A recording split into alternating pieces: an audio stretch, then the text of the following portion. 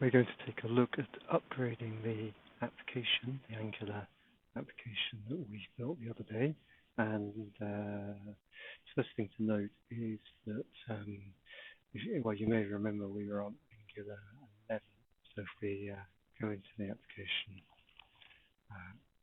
here,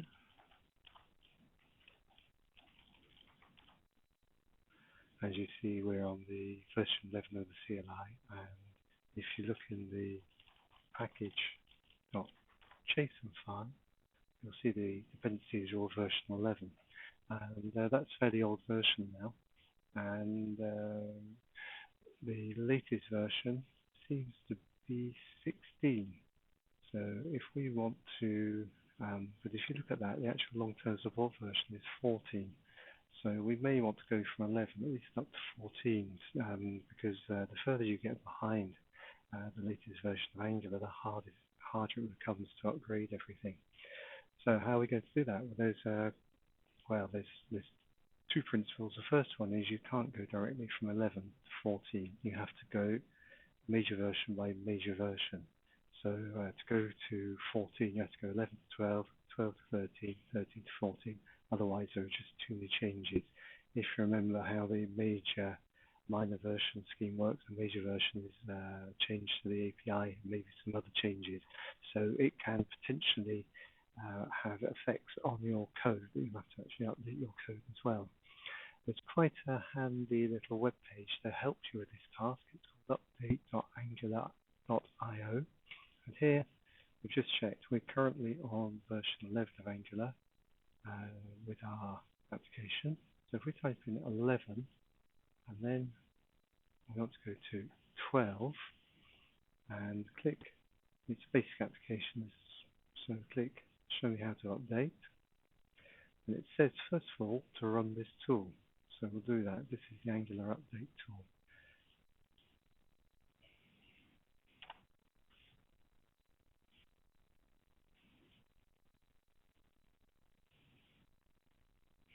And after doing a little bit of work, first of all, it's noted that I've got globally Angular version 11, so it does a temporary update to version 12. And then it says that the repository is not clean because I've made some changes, or we made some changes. If I type git status, it shows the files that I changed. So we can do git commit -a, I think, too. And this was modifying for Spring Boot. Commit those. Check the status. I need to add.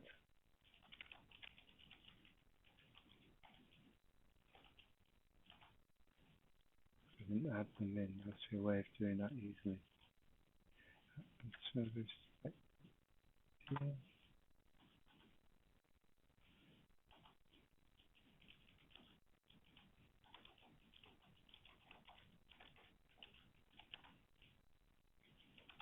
Check our status. It's clean. So let's rerun that update. And here you see it's downloading and installing all the new dependencies. And it's also going to update the package JSON file. So we're going from version 11 to version 12, and also all the dependencies. Notice TypeScript's gone from 4.1.6 to 4.3.5. Some of these are changes in major versions. TypeScript, it's a mid version that's changed, so it shouldn't have any effect on our code. And while we're waiting, if we go back here, we can look at what else we need to do. We need to run ng update. There's no support for Internet Explorer 11. Okay. You can't use it with Node 10 or older, no, we're above that. Here's some stuff. These are changes we may need to make in our code. So the question is, have we used XHDR factory anywhere? Have we used this? So basically it tells you everything that's changed in the code as well. Changing some of the files. And it's complete. To actually see what has changed, we can use git again. And you see it changed package.json. We have like a package.json. We'll see all of the version numbers have been bumped here. Okay, that's great. One of the things that it said was XHR factory. So if we do find on Linux here, so if I do find source minus exec grep XHR factory. Let's see if we actually use that anywhere. We only want to look at file types. No, it's not used. We use HTTP client.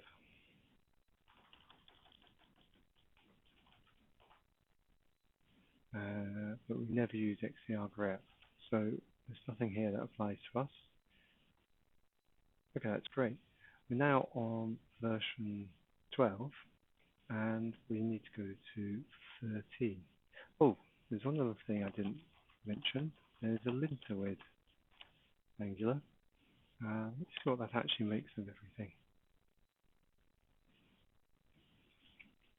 You see there's quite a few errors. It's largely white space, which is a bit annoying. It doesn't seem that important. There's a way of fixing a lot of these errors. Run ng-lint fix.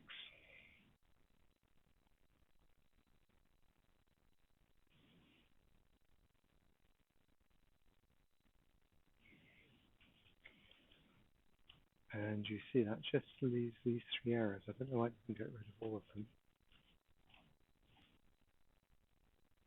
Got Visual Code running. And it says message service.ts. Source app. And oh, yeah, it doesn't like that extra space there.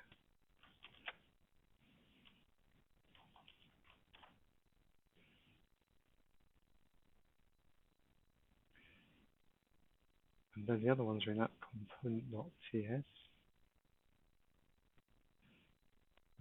There we go, app component. It's supposed to have a type, is that it?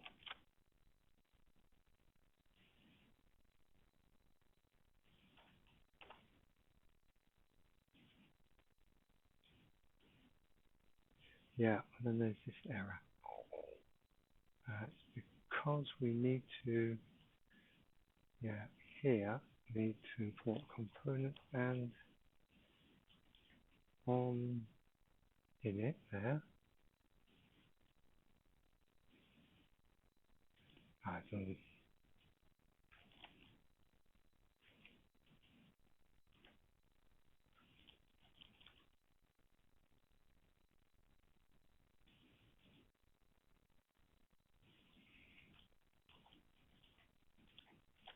on init, and I think I need to say implements on init here.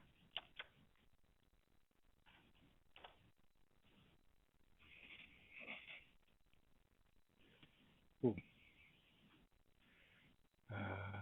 Sacrifice on signature. There, after colon.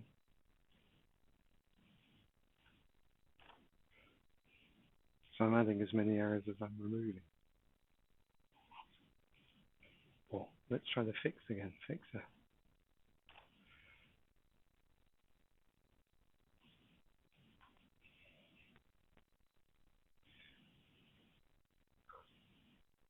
So added some white space somewhere.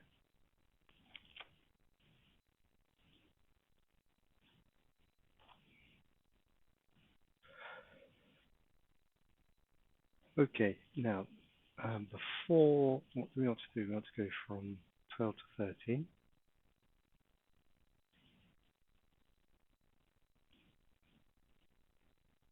Show me how to update.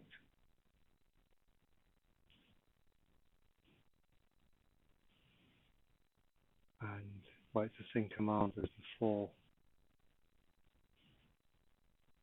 just with 13 in front. But we can't run that because we've modified all this. So let's do commit.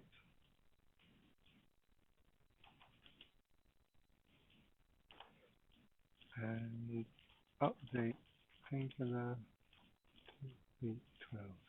Good. Commit to that. And we'll run update again.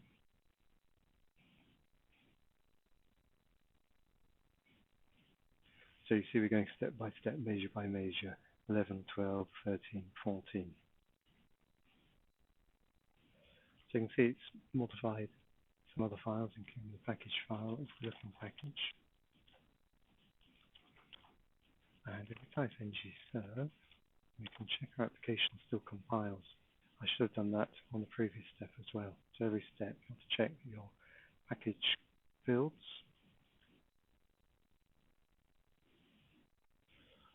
What were the actual changes?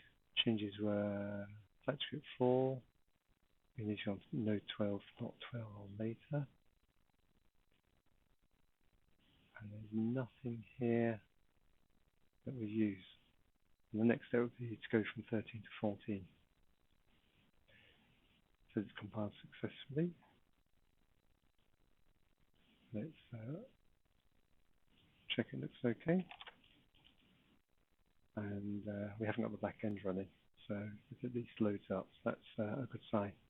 So there we go. That's how you update Angular applications.